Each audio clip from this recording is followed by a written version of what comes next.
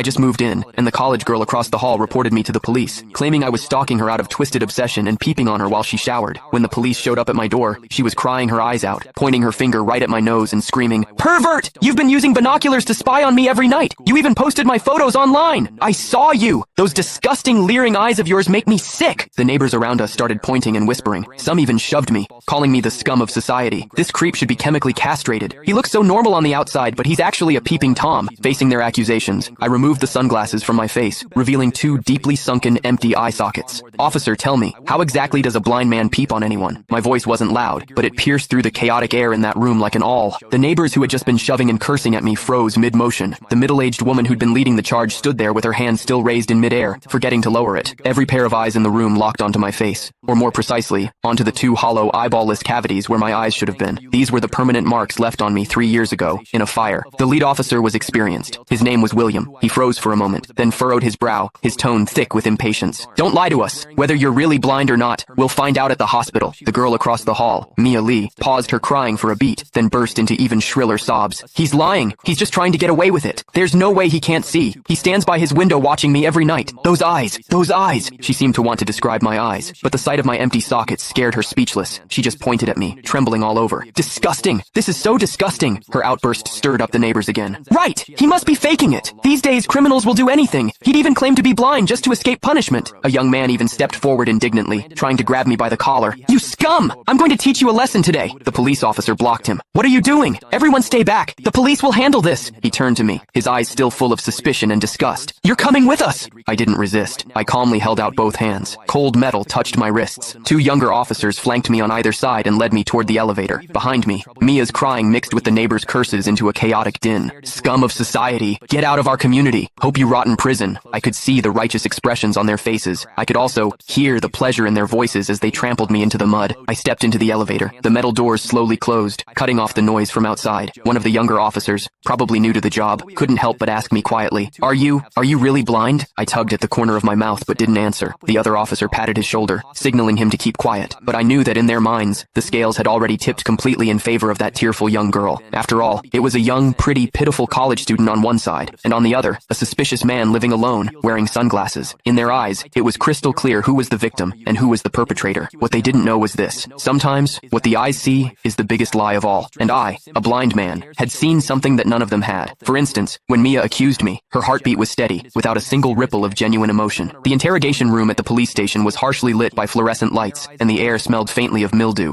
I sat on a cold metal chair. Across from me were William and a female officer. Click the link in my bio to get the full story for free.